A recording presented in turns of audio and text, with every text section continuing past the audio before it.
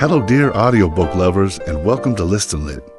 Today, we've got an exciting audiobook for you, Snow White by the Brothers Grimm. Make sure to subscribe so you don't miss out on any of our new stories. Get ready to enjoy every moment of it. It was the middle of winter, and the snowflakes were falling like feathers from the sky, and a queen sat at her window, working, and her embroidery frame was of ebony. As she worked, gazing at times out on the snow, she pricked her finger, and there fell from it 3 drops of blood on the snow. And when she saw how bright and red it looked, she said to herself, "Oh, that I had a child as white as snow, as red as blood, and as black as the wood of the embroidery frame."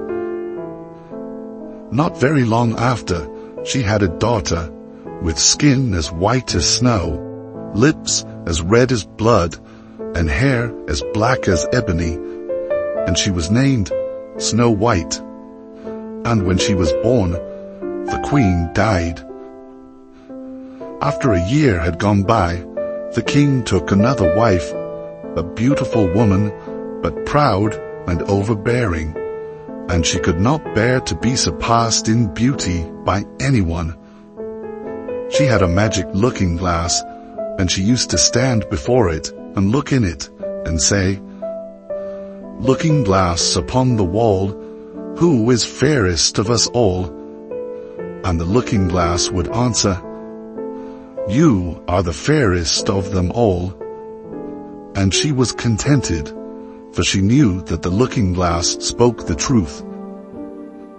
Now, Snow White was growing prettier and prettier, and when she was 7 years old, she was as beautiful as day, far more so than the queen herself.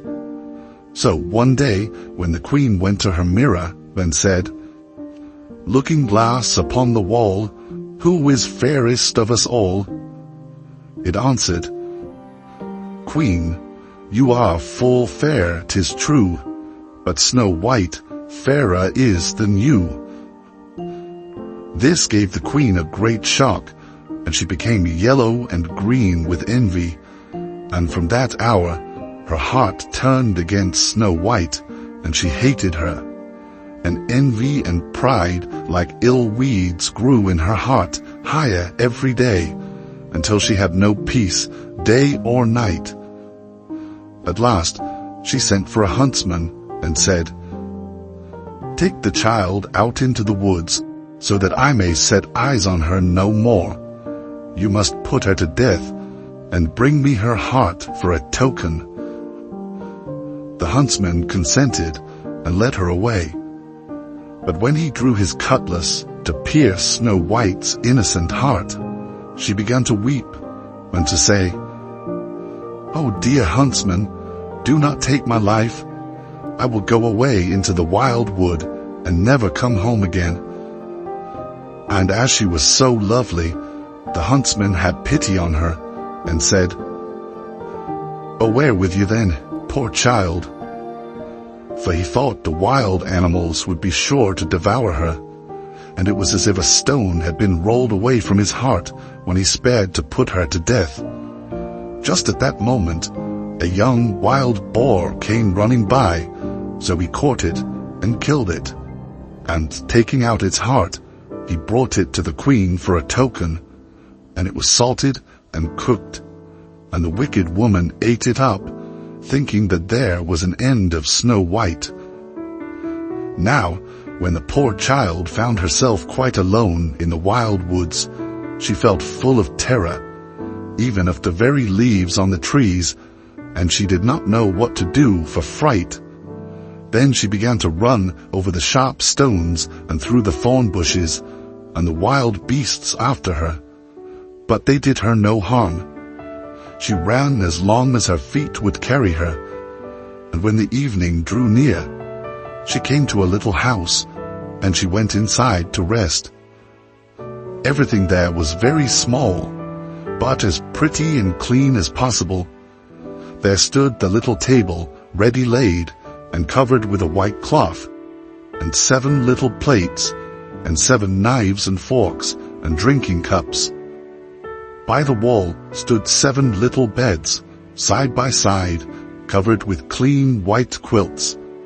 Snow White, being very hungry and thirsty, ate from each plate a little porridge and bread, and drank out of each little cup a drop of wine, so as not to finish up one portion alone.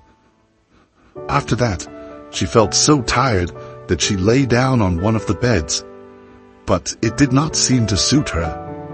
One was too long, another too short.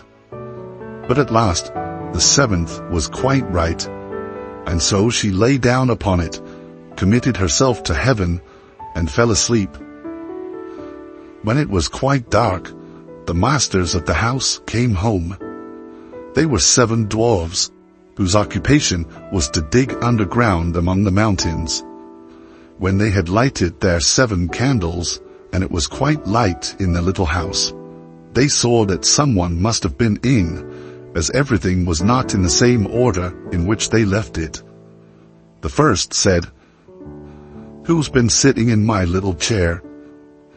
The second said, "Who's been eating from my little plate?" The third said, "Who has been taking my little loaf?" The fourth said, "Who's been tasting my porridge?" The fifth said, "Who's been using my little fork?" The sixth said, "Who's been cutting with my little knife?" The seventh said, "Who's been drinking from my little cup?" Then the first one, looking round, saw a hollow in his bed, and cried, "Who has been lying on my bed?" And the others came running and cried, "Someone has been on our beds too." But when the 7th looked at his bed, he saw little Snow White lying there asleep. Then he told the others, who came running up, crying out in their astonishment, and holding up their 7 little candles to throw a light upon Snow White. "Oh goodness! Oh gracious!" cried they. "What beautiful child is this?" and were so full of joy to see her that they did not wake her, but let her sleep on. And the 7th dwarf slept with his comrades, an hour at a time with each, until the night had passed. When it was morning, and Snow White awoke, and saw the 7 dwarfs, she was very frightened. But they seemed quite friendly, and asked her what her name was, and she told them. And then they asked how she came to be in their house. And she related to them how her stepmother had wished her to be put to death, and how the huntsman had spared her life, and how she had run the whole day long, until at last she had found their little house. Then the dwarf said, "If you will keep our house for us, and cook and wash and make the beds, and sew and knit, and keep everything tidy and clean, you may stay with us, and you shall lack nothing." "With all my heart," said Snow White. And so she stayed, and kept the house in good order. In the morning, the dwarfs went to the mountain to dig for gold. In the evening they came home, and their supper had to be ready for them. All the day long the maiden was left alone, and the good little dwarfs warned her, saying, "Beware of your stepmother. She will soon know you are here. Let no one into the house." Now the queen, having eaten Snow White's heart, as she supposed, felt quite sure that now she was the first and fairest, and so she came to her mirror and said, "Looking glass upon the wall, who is fairest of us all?" And the glass answered, "Queen, thou art of beauty rare, but Snow White living in the glen with the 7 little men is 1,000 times more fair." Then she was very angry, for the glass always spoke the truth, and she knew that the huntsman must have deceived her, and that Snow White must still be living. and she fought and fought how she could manage to make an end for her. For as long as she was not the fairest in the land, envy left her no rest. At last, she thought of a plan. She painted her face and dressed herself like an old peddler woman so that no one would have known her.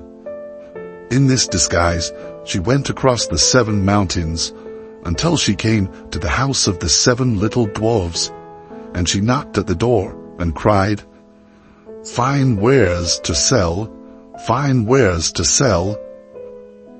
Snow White peeked out of the window and cried, "Good day, good woman, what have you to sell?" "Good wares, fine wares," answered she, "laces of all colors." And she held up a piece that was woven of variegated silk.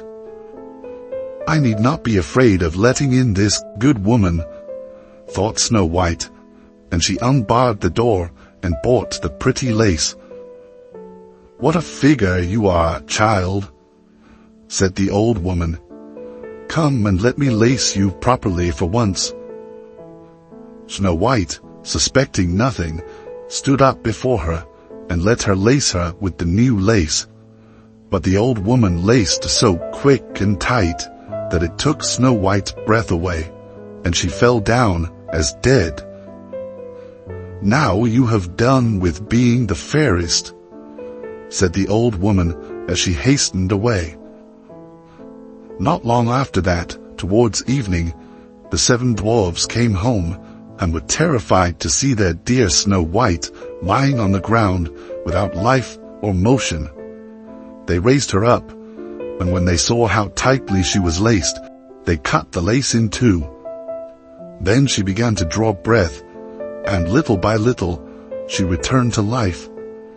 When the dwarfs heard what had happened, they said, "The old peddler woman was no other than the wicked queen. You must beware of letting anyone in when we are not here." And when the wicked woman got home, she went to her glass and said, "Looking glass against the wall, who is fairest of us all?" And it answered as before, "Queen, thou art of beauty rare, but Snow White living in the glen with the 7 little men is 1,000 times more fair."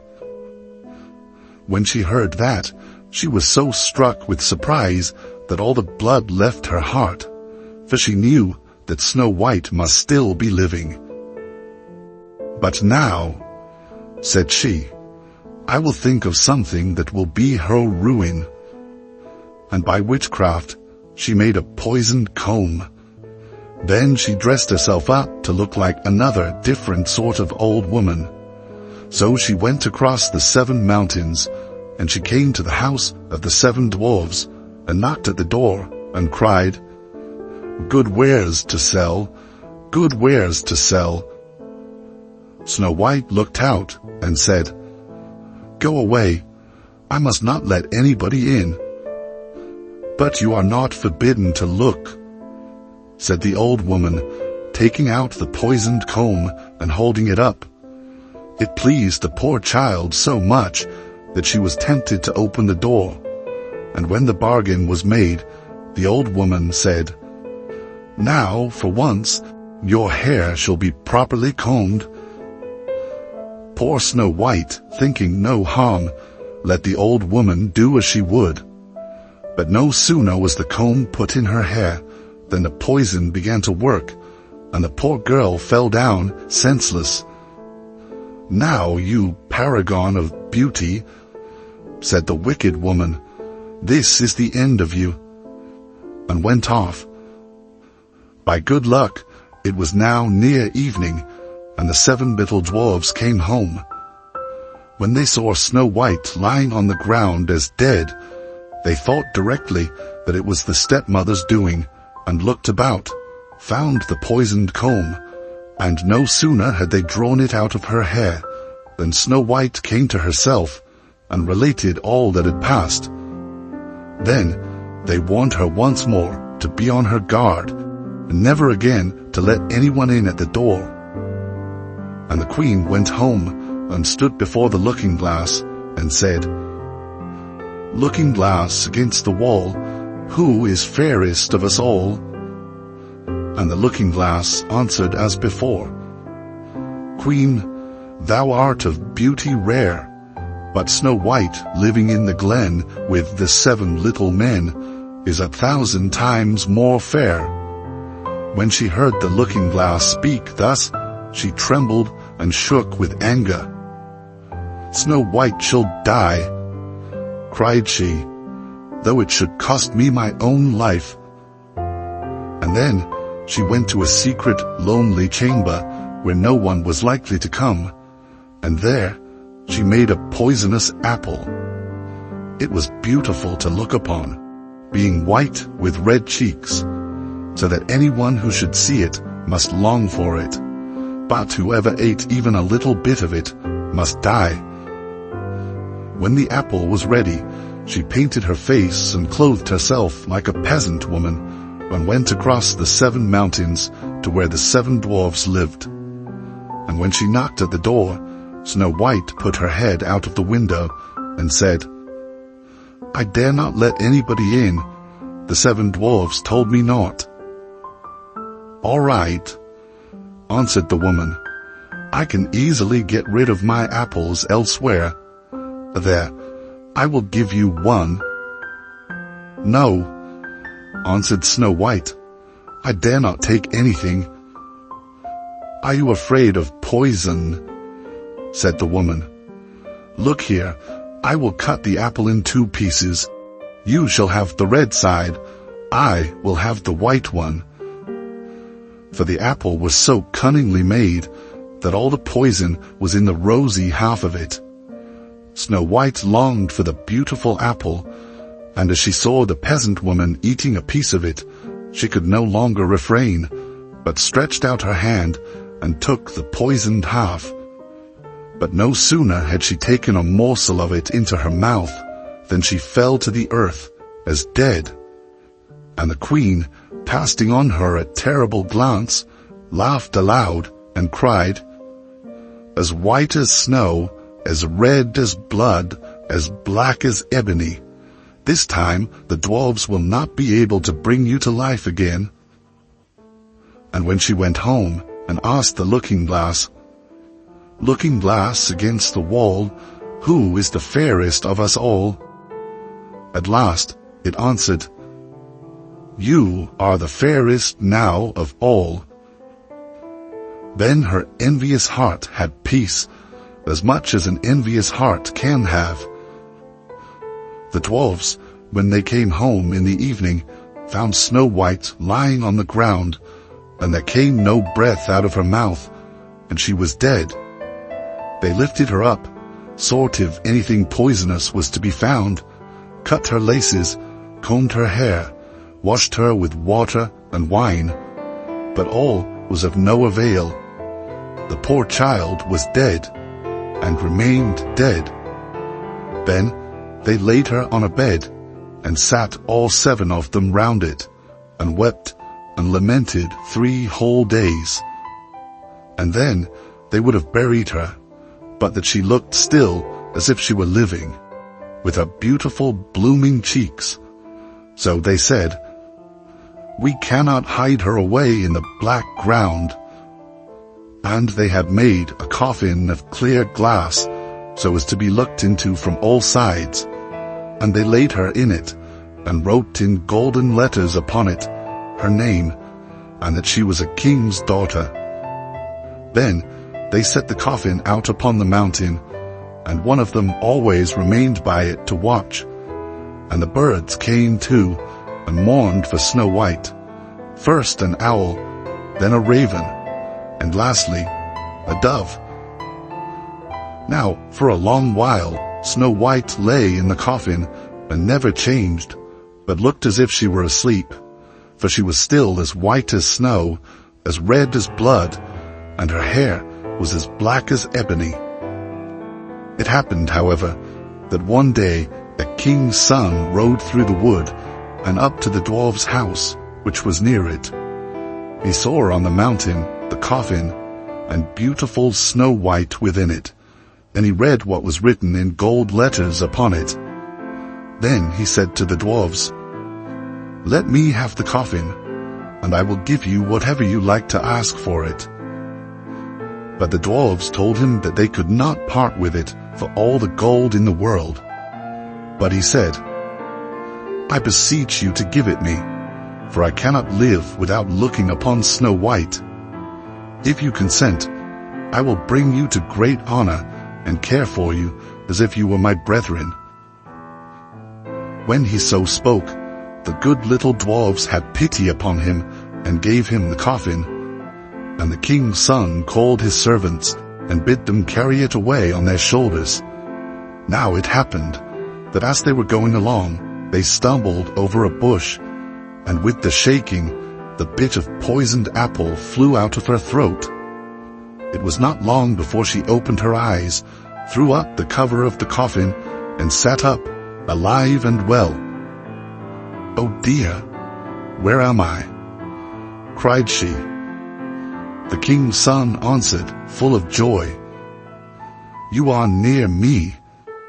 And, relating all that had happened, he said, "I would rather have you than anything in the world. Come with me to my father's castle, and you shall be my bride." And Snow White was kind, and went with him, and their wedding was held with pomp and great splendor. But Snow White's wicked stepmother was also bidden to the feast, and when she had dressed herself in beautiful clothes, she went to her looking-glass and said, "Looking-glass upon the wall, who is fairest of us all?" The looking-glass answered, "O Queen, although you are of beauty rare, the young bride is 1,000 times more fair." Then she railed and cursed and was beside herself with disappointment and anger. First, she thought she would not go to the wedding, but then she felt she should have no peace until she went and saw the bride. And when she saw her, she knew her for Snow White, and could not stir from the place for anger and terror. For iron slippers had already been put on the fire, and they were brought in with tongues and set before her, and the queen was forced to put them on and dance until she fell down dead. Thank you for tuning into Listen Lit. We hope you enjoyed Snow White and that it brought some magic to your day. Don't forget to subscribe and stay tuned for more amazing audiobooks. Until next time.